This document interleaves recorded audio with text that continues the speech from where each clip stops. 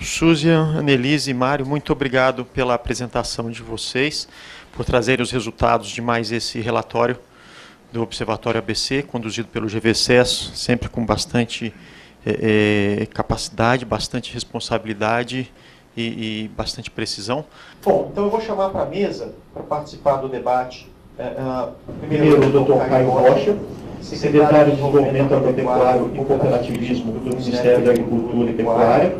O Dr. Caio é engenheiro agrônomo, foi secretário de Política Agrícola, foi secretário-diretor nacional do Projeto de Cooperação Técnica Brasil-ICA, possui assento nos Conselhos de Administração da Companhia Nacional de Abastecimento e da Companhia de Armazéns e Silos do Estado de Minas Gerais, além de ser membro titular, entre outros diversos comitês e conselhos. Dr. Caio, por favor. O Dr. Aloysio Melo, coordenador-geral de Meio Ambiente e Mudanças Climáticas da Secretaria de Política Econômica do Ministério da Fazenda. O Aloysio é engenheiro agrônomo, com mestrado em Desenvolvimento e Agricultura, foi coordenador-geral de Crédito Rural do Ministério da Fazenda, foi secretário substituto e coordenador-geral da Secretaria de Agricultura Familiar do MDA e foi consultor do Banco Mundial. Vou chamar também aqui para nos prestigiar o Dr. Francisco Fonseca, coordenador de Agricultura Sustentável da TNC. Dr. Francisco é biólogo, especializado em antropologia física, graduado em gestão ambiental, professor colaborador do Núcleo de Meio Ambiente da Amazônia, da Universidade do Pará, foi diretor de avaliação de projetos de infraestrutura da Secretaria de Estado do Meio Ambiente do Pará, representante no Pará da Secretaria da Amazônia do Ministério do Meio Ambiente, consultor do PNUD para o Programa de Proteção das Florestas Tropicais Brasileiras e, nos últimos anos, coordenador de produção sustentável da TNC Brasil. Por fim, chamo o Dr. Álvaro Santa Maria Filho, gerente da Divisão de Gestão Ambiental no Agronegócio, na Diretoria de Agronegócios do Banco do Brasil. O Dr. Álvaro tem graduação em Engenharia Agronômica e Direito, MBA em Gestão Financeira e Risco e MBA em Agronegócios pela Universidade de São Paulo e é responsável pelas questões socioambientais no âmbito da Diretoria de Agronegócios do Banco do Brasil. Coordenou ainda a implantação do programa ABC no Banco do Brasil e possui larga experiência com crédito rural. Bom, eu vou me juntar aos senhores aqui na mesa e vou conduzir mais ou menos esse debate e vou aproveitar para agradecer também a presença aqui de atores, tanto do setor público, eu estou vendo aqui um grande colaborador nosso do BNDES, que é o Thiago, tá certo? Agentes do setor privado, tenho aqui representantes de empresas, tá certo? O Pedreira está aqui, representante da JAC está aqui, representante da Fiesp está aqui, tá certo? Da ABAG também, ok? Muito obrigado pela presença de vocês. E o terceiro setor também pela TNC, Amigos da Terra e outros companheiros de jornada. A academia, a Embrapa está aqui, tá certo? Acho que temos um time de chuto, mas de peso, que representa toda a sociedade brasileira. Eu gostaria de deixar isso registrado. Bom, vamos passar para o nosso debate. E eu gostaria de começar com o Dr. Caio Rocha. Certo, Caio, fica à vontade para fazer suas colocações. Primeiro, agradecer aqui, em nome do Ministério da Cultura, mais uma vez a oportunidade da gente estar aqui junto, parabenizar a Annelise e a Susan, que apresentaram esse trabalho aqui, muito importante, muito detalhado, e que serve para um processo de reflexão, não só desta região, mas também para todas as outras regiões e para os grupos gestores que estão nos 27 estados brasileiros. Ao Ângelo Gurgel e ao professor Mário Bolzoni, também o nosso abraço. Agora aqui, Francisco Fonseca, junto conosco, o Álvaro Santa Maria, o Aloysio, a FEBRABAN, que vejo, eu acho que é a primeira ou a segunda reunião, Ademiro, que a FEBRABAN está participando com a gente. Eu acho isso da maior importância, porque os bancos geralmente são os mais elogiados aqui, Chiquinho, nas nossas reuniões. Mas quero começar, então, pela questão dos bancos.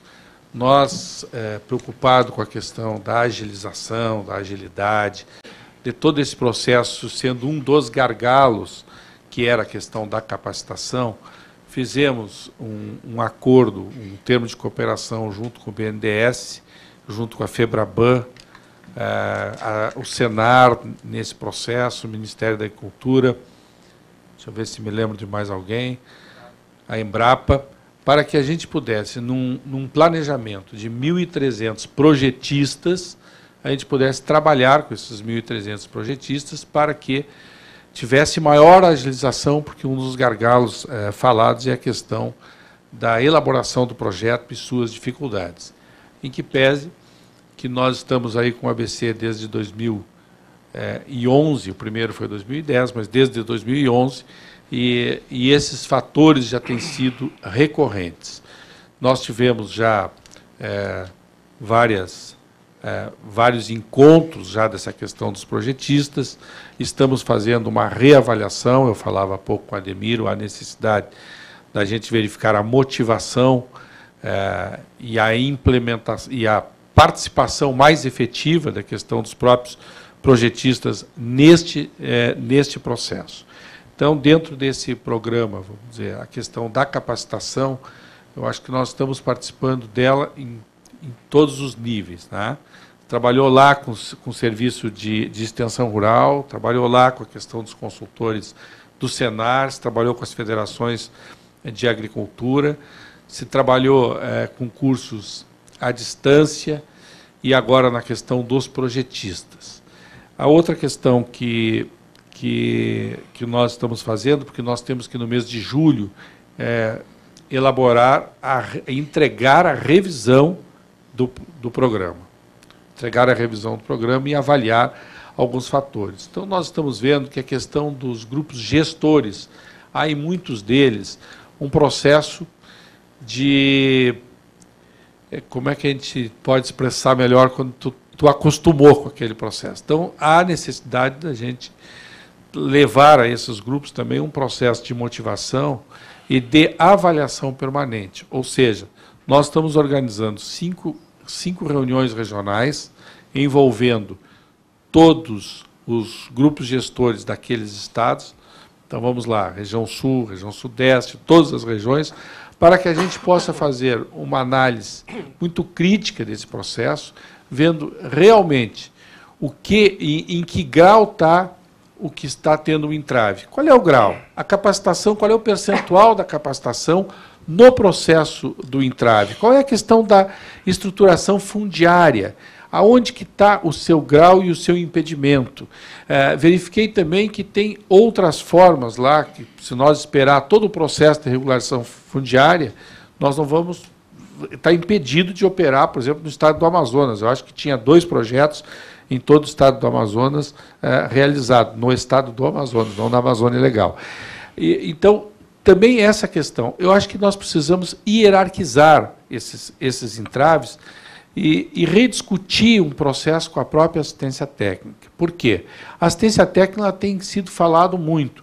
Agora, é a assistência técnica que faz a elaboração do projeto para que ele possa ter o encaminhamento mais rápido, para que eu possa captar esse recurso com maior agilidade, ou é a assistência técnica lá que eu não estou contratando para que possa permitir o acompanhamento, o monitoramento, esse processo de campo. Eu acho que isso nós, governo, precisamos fazer esta avaliação com uma avaliação mais lógica, Luísio, para que possamos até incorporar isso dentro do nosso trabalho que nós temos aí agora, não só de Anater, mas dentro do MDA e dentro do Ministério da Agricultura, nos recursos que nós temos de ATER, para fazer contratos de ATER, priorizando as questões do programa ABC, principalmente nesta região do Mato Piba e da Amazônia Legal, com a questão de recursos subsidiados, ou seja,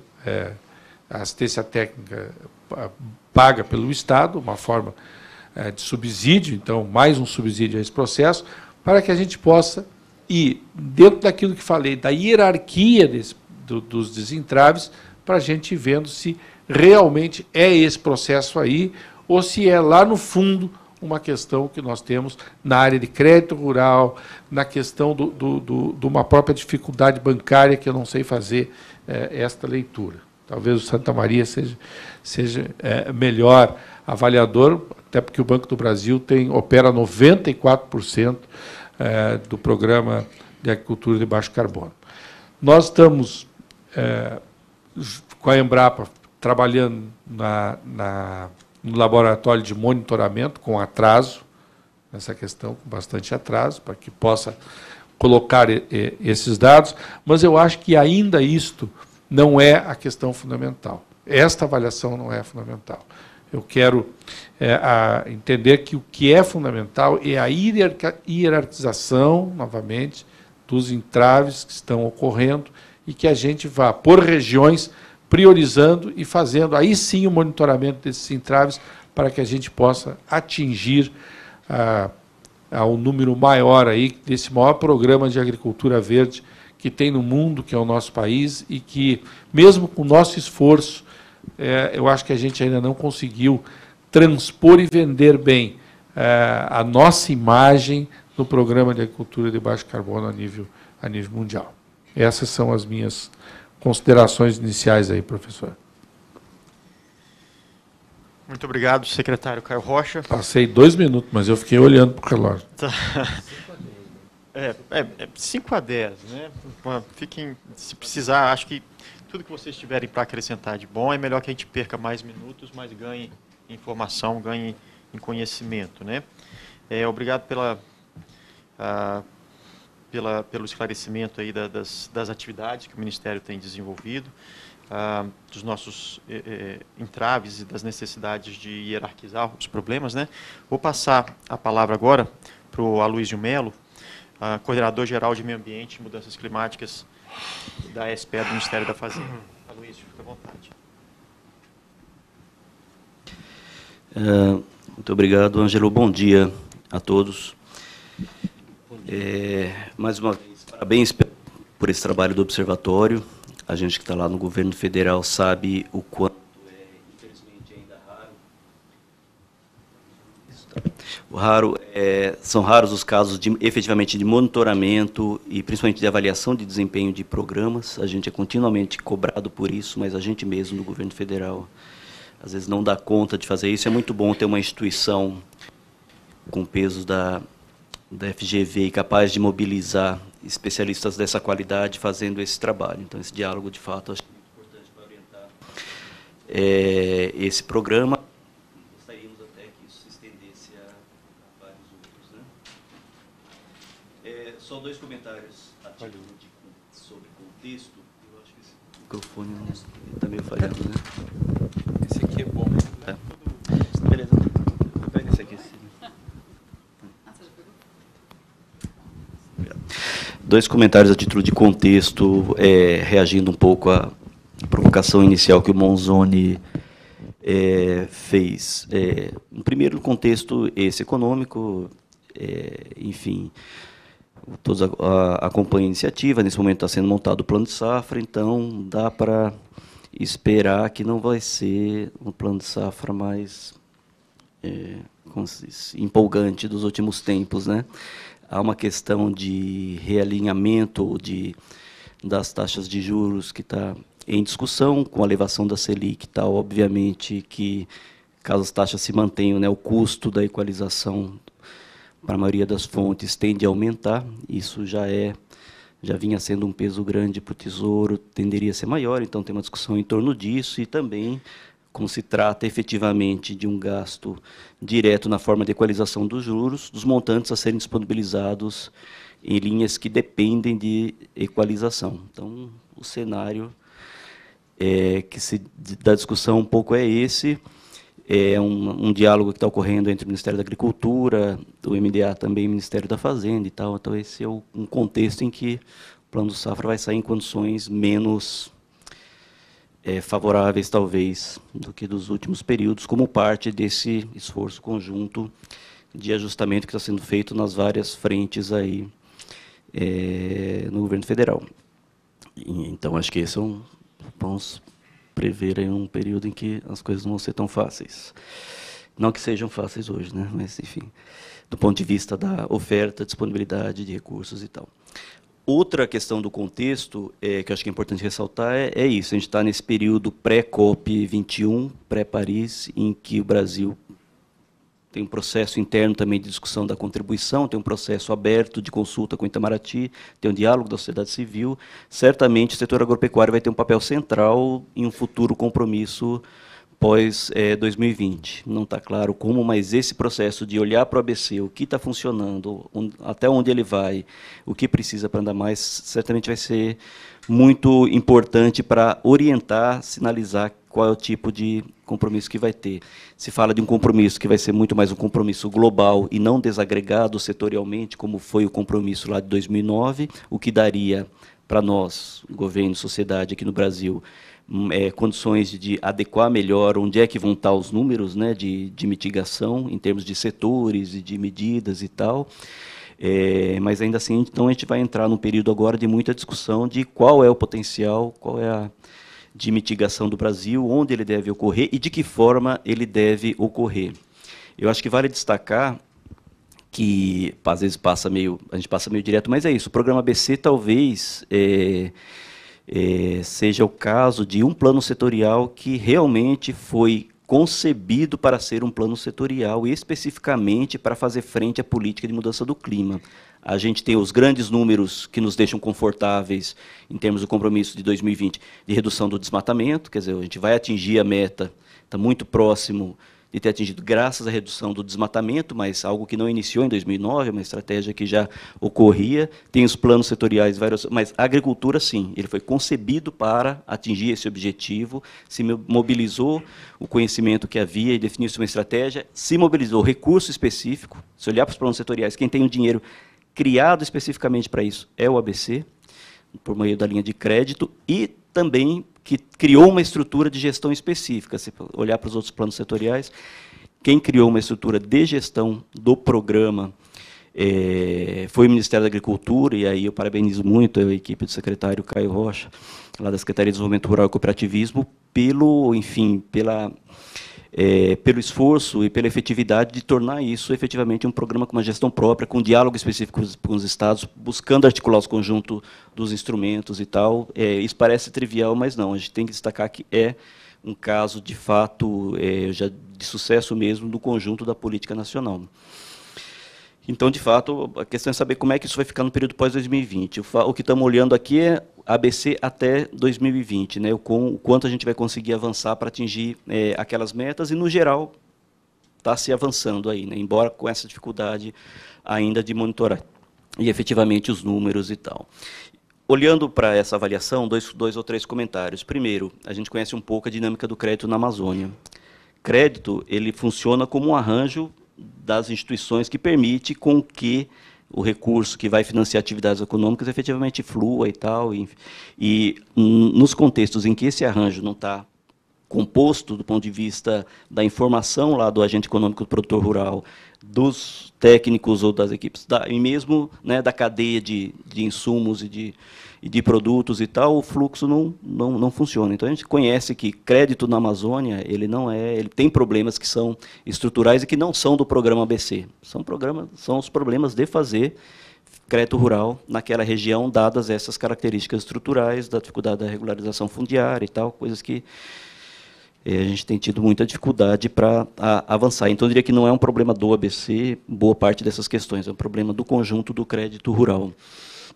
E que também o avanço vai depender. Eu acho que a novidade que traz é que o ABC propõe olhar para isso especificamente e propõe fomentar arranjos desde a informação ao produtor sobre qual é a tecnologia, da capacitação dos técnicos de como preparar o projeto, do arranjo do banco para ser capaz de receber e analisar o projeto. O ABC cria uma unidade, vamos dizer assim, de gestão para que esse arranjo se estruture melhor do que nas demais linhas de crédito na região da Amazônica. Acho que esse é o que o ABC traz a mais ali, com aquele potencial enorme que tem. Faria um outro comentário, que o crédito rural na Amazônia tem condições específicas. Desde 2008, aquela resolução 3545, que estabeleceu aquelas condições para a concessão do crédito rural, lá o crédito rural tem, de alguma forma, condições um pouco mais específicas, embora a gente sabe que os agentes financeiros tendem a usar esses mesmos critérios de salvaguardas para a concessão do crédito rural no conjunto do país. Acho que a gente até evoluiu bastante nos últimos sentidos. Mas o que falou a 3545? Concede-se crédito rural na Amazônia mediante comprovação de regularidade ou processo de regularização ambiental e de alguma comprovação de regularidade fundiária. Esse é o pilar da Resolução 3545 lá de 2008. De lá para cá, ajustamentos vários foram feitos, por exemplo, flexibilizando, no caso do assentamento da reforma agrária, que basta uma declaração do INCRA da regularização ambiental. Para a agricultura familiar, a DAP pode substituir a regularização fundiária e uma declaração também substituindo a regularidade ambiental. Grupos específicos e tal. Com o advento Paragominas, a gente fala, porque Paragominas não está aqui só nesse estudo, mas ela também foi protagonista em outros momentos. Foi o primeiro, salvo engano, município que saiu da lista dos municípios mais desmatadores da Amazônia. Então, quando entrou na lista de desmatamento, suspende todos os CCIRs, né, o Certificado de Cadastro Imóvel Rural, e todo mundo teria que passar por um recadastramento. Quando conseguiu reduzir o desmatamento, Paragominas saiu da lista, aí voltou para o governo e falou, e aí, eu saí da lista, o que acontece agora? Né? Qual a vantagem eu tenho? Aí a gente olhou de novo para a resolução e permitiu, no primeiro momento, para Paragominas, e depois estendeu isso, permitir que a regularização fundiária pudesse ser comprovada não via CCIR, mas via outro documento e tal, uma tentativa de mostrar também um reconhecimento desse esforço de adequação do município. Estou falando disso só para dizer que uma das medidas de curto prazo que existe, que dialoga um pouco com os problemas aqui localizados, olhar de novo para essa regulação do crédito rural no bioma Amazônia, inclusive em face da realidade do CAR, que agora tem prazo, acho que agora tem prazo definitivo, né? E ele substitui, em parte, aquele emaranhado de documentos que estão citados ali no Manual de Crédito Rural, na seção 2, capítulo 2, seção 1 e tal, para comprovar a regularidade ambiental e tal. Então, é um momento, a gente já, na verdade, iniciou esse diálogo com o Ministério do Meio Ambiente, com o INCRA e tal, no final do ano passado, não foi concluído, a gente vai ter que retomar agora, e acho que é um momento para tentar ver como que se poderia facilitar esse processo, considerando que agora existe um instrumento único de regularidade ambiental. A questão da regularidade fundiária continua sendo uma questão a ser tratada. Vai trazer novidades, porque muito provavelmente, por exemplo, no caso da agricultura familiar e reforma agrária, vai acabar essa, entre aspas, aí, facilidade, entre aspas não, facilidade mesmo, de ter uma declaração de adequação ambiental de próprio punho e tal. Agora é CAR para todo mundo e todo mundo vai ter que apresentar CAR e tal. Então, ali talvez seja a principal mudança. Mas acho que é um momento em que a gente pode olhar de novo para esse regramento e tentar identificar isso. Embora, como eu falei, é uma coisa que está na norma, outra coisa os procedimentos, os critérios de prudência que os bancos adotam, que muitas vezes vão além e corretamente vão além desse regramento básico dado no Manual de Crédito Rural.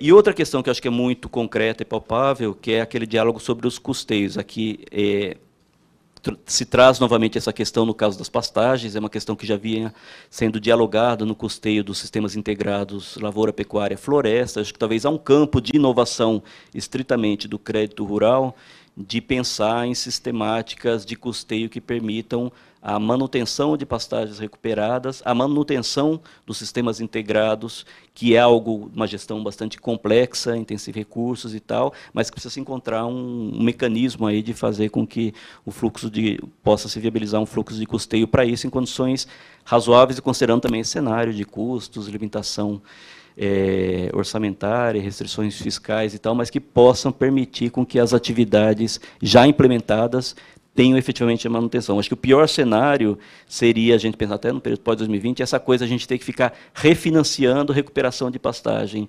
reimplantando o sistema de integração, cada vez fazer novos investimentos em áreas onde isso já foi feito pelas dificuldades de fazer uma boa gestão e manutenção disso. Então, acho que um campo de diálogo sobre isso, em que pesem as dificuldades, em que a gente pode avançar nesse tema e com isso criar. No médio prazo, só para finalizar, eu acho que eu passei já do meu tempo também, eu acho que a gente também tem que pensar um pouco em outras sistemáticas mesmo. Isso é algo que está um pouco mais longe no horizonte, mas em que medida que a gente vai ser capaz, por exemplo, de ter mecanismos ou ter indicadores da qualidade das pastagens, da qualidade, vamos dizer assim, da gestão do carbono nas atividades agropecuárias, e que esses indicadores, de fato, sejam o parâmetro para conceder o crédito rural, ou, no caso do governo, para diferenciar efetivamente o crédito rural do ponto de vista da qualidade da gestão. Parece uma coisa muito estranha, mas já existem algumas iniciativas que estão tentando elaborar isso, em algumas regionalmente, localmente, lá no Mato Grosso e tal. A gente tem acompanhado de perto e dialogado, porque isso pode trazer, de fato, um novo parâmetro para pensar as políticas de financiamento para as atividades de baixo carbono aí no Brasil. Muito obrigado. Bom, muito obrigado, Aloísio, pela sua fala, pela quantidade de informação que você trouxe, com bastante detalhe técnico, bastante embasado. Vou passar agora para o senhor Álvaro Rojo Santa Maria Filho, gerente da Divisão de Gestão Ambiental no Agronegócio, da Diretoria de Agronegócio do Banco do Brasil. E, ao final, a gente faz as nossas perguntas cruzadas e as pesquisadoras também vão intervir, aí a gente abre para a plateia. Mas eu já estou com várias anotadas aqui para o Caio e para o Aloísio. Estou me segurando para não fazê-las agora, mas daqui a pouquinho.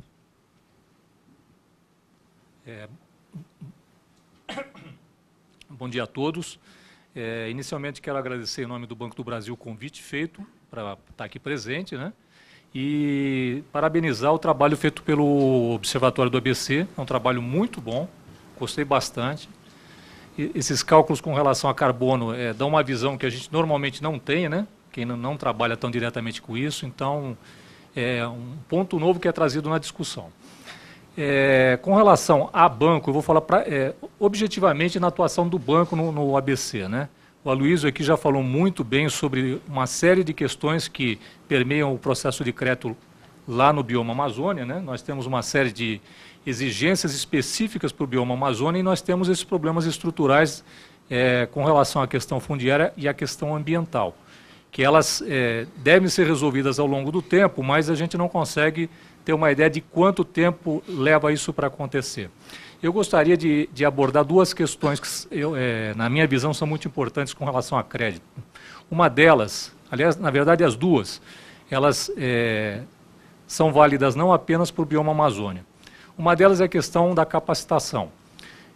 O programa ABC ele traz uma série de tecnologias que, para muitos técnicos, mesmo de centros mais avançados, e eu não estou querendo dizer que a região do bioma é uma região atrasada, né? Mas traz tecnologias que muitos técnicos não conhecem e não dominam. Então fica difícil um técnico, por exemplo, orientar um produtor a fazer uma integração lavoura, pecuária, floresta em qualquer mix possível, aí, se ele não tiver o conhecimento. Só para a gente imaginar, um técnico que é especialista em agricultura, de repente, se for fazer uma integração com floresta, ele vai ter que conhecer de floresta também. Ele vai ter que identificar as melhores espécies madeireiras para implantar e como ele deve fazer esse processo, que é um processo até razoavelmente simples. Agora, se ele for fazer pecuária com agricultura e com floresta, a coisa fica mais complexa. Se a gente falar de um pecuarista que vai fazer pecuária e agricultura, então a coisa é muito mais complicada, até pelo tipo e pela cultura, pela formação do pecuarista, né? O pecuarista, quem trabalha no meio, sabe que normalmente é alguém que busca menos tecnologia, é mais tradicional. Ele tem uma forma de exploração que demanda menos conhecimento e, ainda que ele tenha esse interesse de agregar uma nova forma de produção, uma forma com agricultura, por exemplo, ele vai ter que fazer uma série de investimentos em equipamentos e maquinários que muitas das vezes ele não tem condição de fazê-lo. Então isso acaba sendo um desestímulo. Uma outra questão também que isso a gente, pela experiência ao longo do tempo com relação à pecuária, muitos pecuaristas, no caso de investimento, evitam tomar crédito em banco, mesmo em crédito rural. E não é porque o crédito não existe, eu não estou falando de ABC. Muitas vezes, mesmo para comprar um lote de animais, eles socorrem de outros meios mais simples para tomada de crédito que não o crédito rural.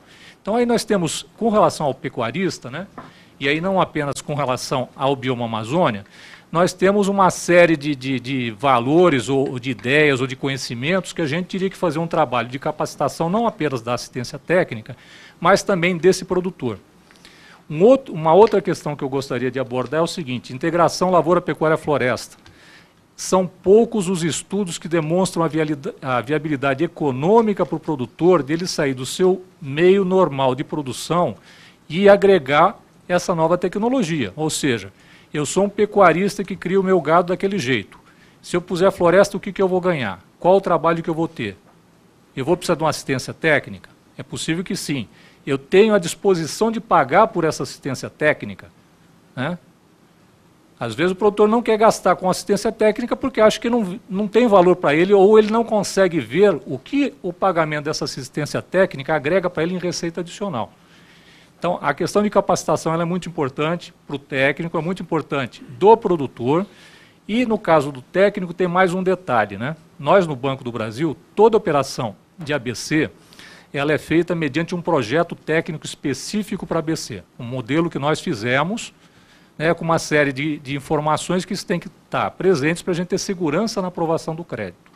Toda operação de ABC é analisada por um técnico do banco, justamente para certificar de que o que está sendo pleiteado lá está alinhado com os objetivos do programa. E a gente vê, em alguns casos, o técnico recomendar ao produtor pegar uma linha de crédito normal, que não é ABC, porque ele vai ter um menor trabalho para fazer esse projeto. É um projeto mais simples. E ele vai cobrar provavelmente o mesmo valor pelo serviço. Então, tem aí um trabalho de capacitação e de mudança de cultura, né? Que isso é um processo, né? A gente não pode querer enxergar que isso de uma hora para outra vai mudar. É um trabalho de muito tempo de todos os agentes que estão dentro do processo de crédito, né? De assistência técnica, as empresas de insumos, né? É um trabalho que deve ser agregar. Quanto mais gente, mais braço para fazer isso, melhor. Basicamente era isso que eu queria falar. Obrigado. Bom, Álvaro, muito obrigado pelas suas colocações, principalmente a respeito da capacitação e dos desafios culturais e técnicos que a gente tem para vencer, para dar escala para o ABC. Eu vou passar agora para o Francisco Fonseca, coordenador de Agricultura Sustentável da TNC.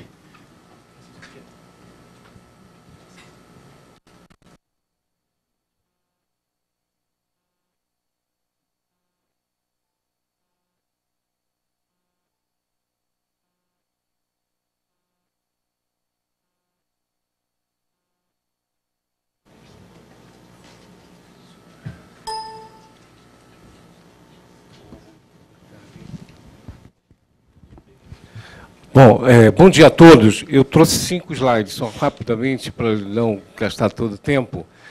Mas, antes de mais nada, eu queria agradecer ao Ângelo, à Cecília, pelo convite. A TNC se sente muito prestigiada, muito honrada em participar dessa discussão, sobretudo nessa fase super importante de revisão do plano.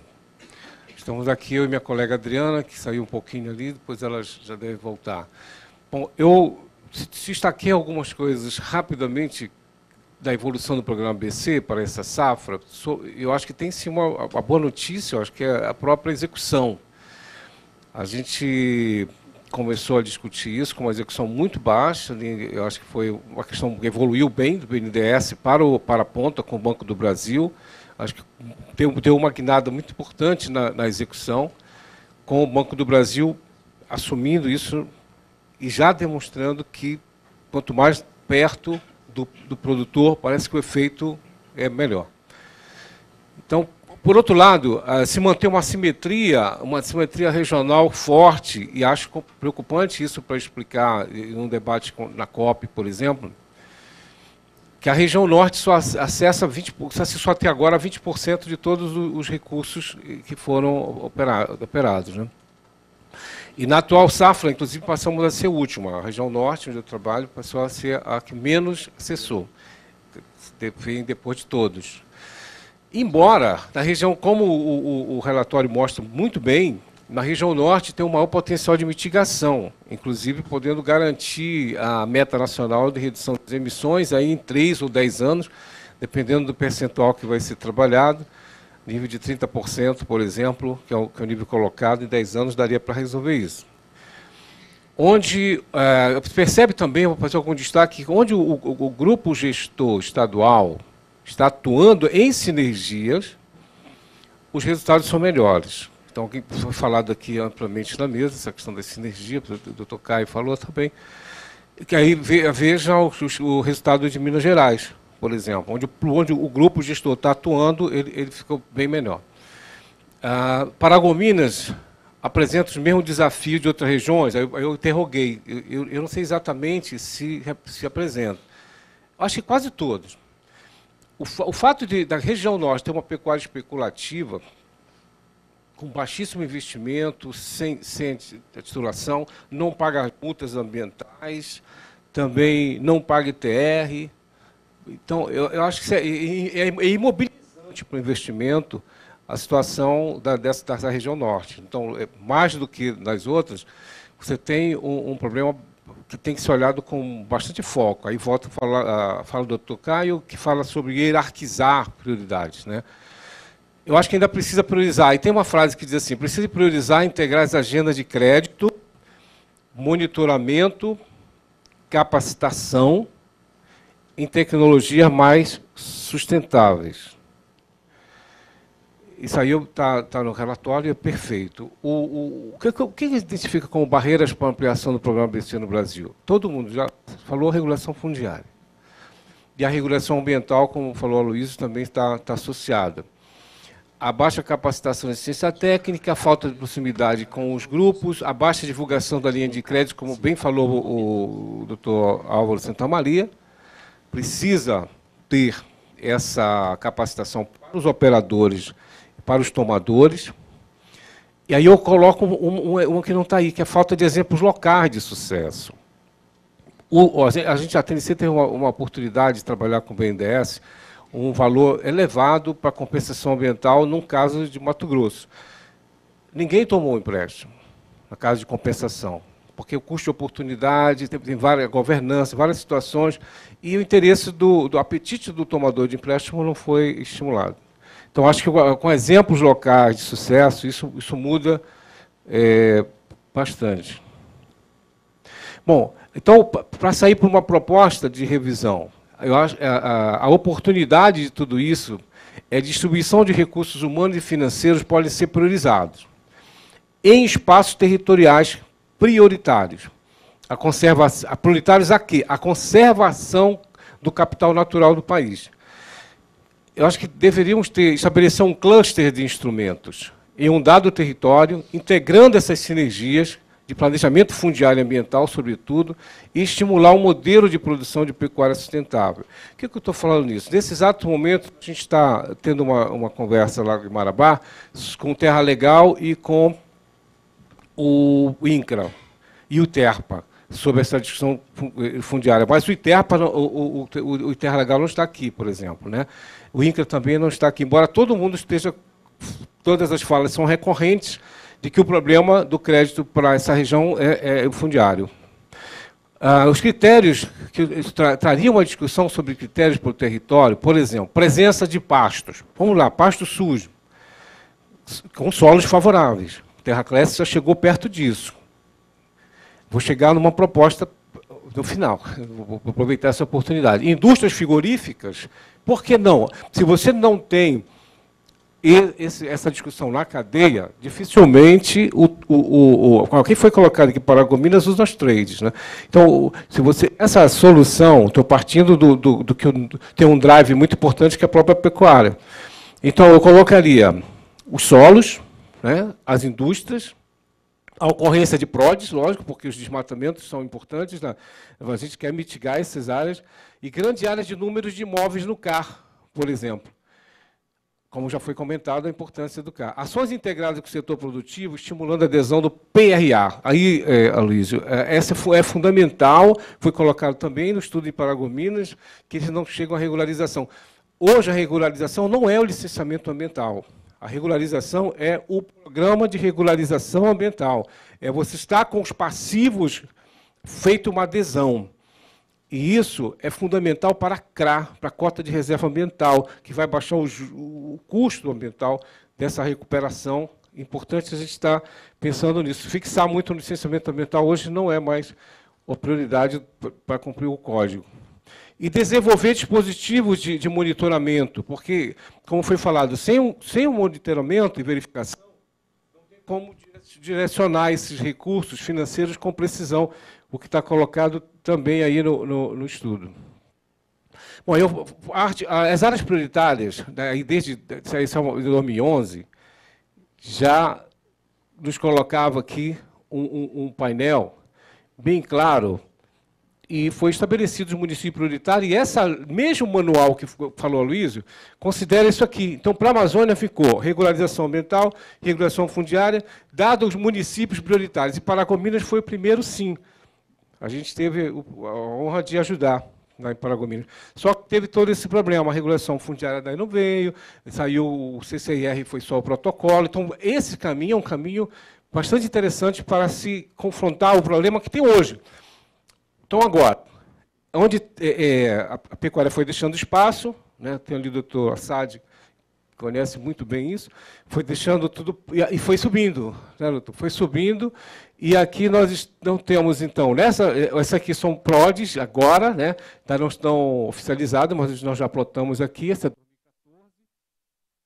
Aqui nessa região, estão exatamente os municípios que levam esses 18 milhões de cabeças de gado para o Pará como um dos maiores rebanhos. Inclusive, com São Félix do Xingu, com 2 milhões e 300 mil cabeças de gado, o maior rebanho do Brasil. Então, aqui estão Marabá, que está entre os 20 municípios de maior rebanho do Brasil. Cumaru, São Félix, Altamira, Novo Progresso, Novo Repartimento, que tem uma área gigante, é o maior assentamento do Brasil, Tuerê, que está tendo essa elevação grande também nas taxas de desmatamento. Então, eu passo para cá. E o que nós montei aqui para trazer para a nossa discussão? Aqui são, onde está o rebanho? O rebanho bovino. Esse aqui, ó, o mais escuro, é que tem mais de 1 milhão de cabeças, São Félix. Os outros estão aqui pertinho, já vem de 500 a 1 milhão. Então, aqui nós temos, novamente, Altamira, Novo Progresso, Santana, Cumaru, Marabá aqui, Novo Repartimento, estão aí. Dessa região estão, portanto, os maiores rebanhos. Vocês lembram, na outra tinha maiores números de PRODs, infelizmente. Aqui, área cadastrável desmatada. Aqui também as áreas que são mais importantes, que foram cadastradas, mas ainda estão sofrendo pressões. E aqui a área cadastrável com CAR. O verdão aqui significa mais de 80% de áreas cadastradas.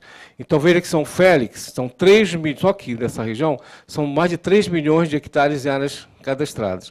E todos aqueles outros que tinham aqueles PRODs elevados, e que também passaram a ter o maior número de rebanhos, estão aqui. Estão aqui lá, mais uma vez, nós vamos ver aqui Paragominas, aí que tem toda a turma que está em verde aqui, tem mais de 80% de sua área cadastrável no cadastro ambiental rural. Falta migrar para o SICAR? Falta. Mas o SICAR está aceitando tudo. Então, não é um grande problema.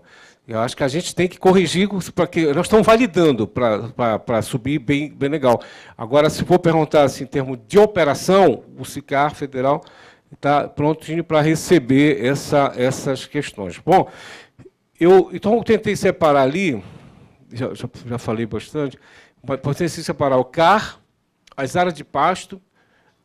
Eu não fiz ainda agora, mas eu situei as áreas das indústrias.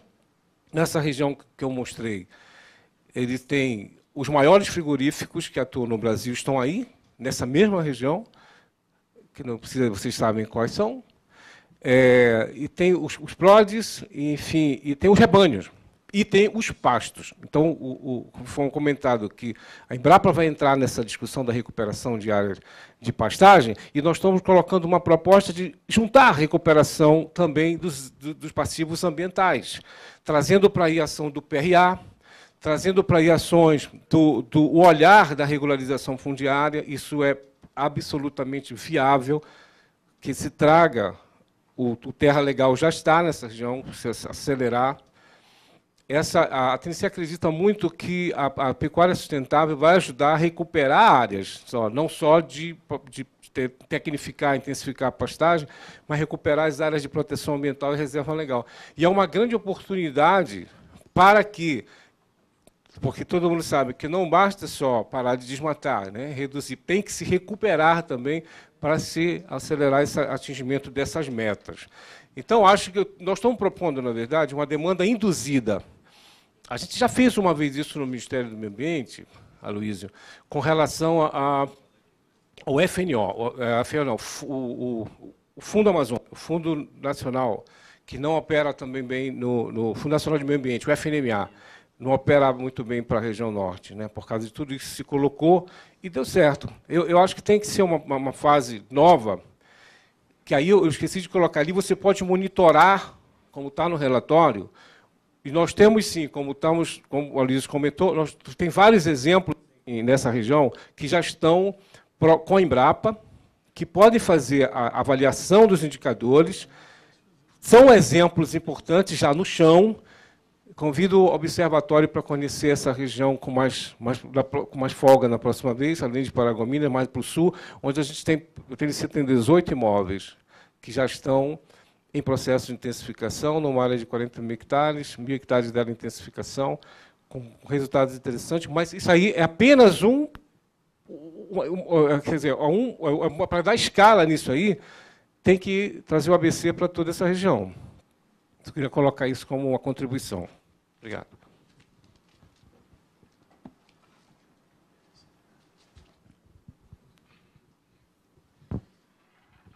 Bom, muito obrigado, Francisco. Acho que, com as colocações de cada um dos debatedores aqui, o Francisco trouxe uma imagem bem mais ampla da Amazônia, bem mais detalhada da Amazônia, e das necessidades aí de costura, né, de cluster de instrumentos, ou seja, de um trabalho conjunto.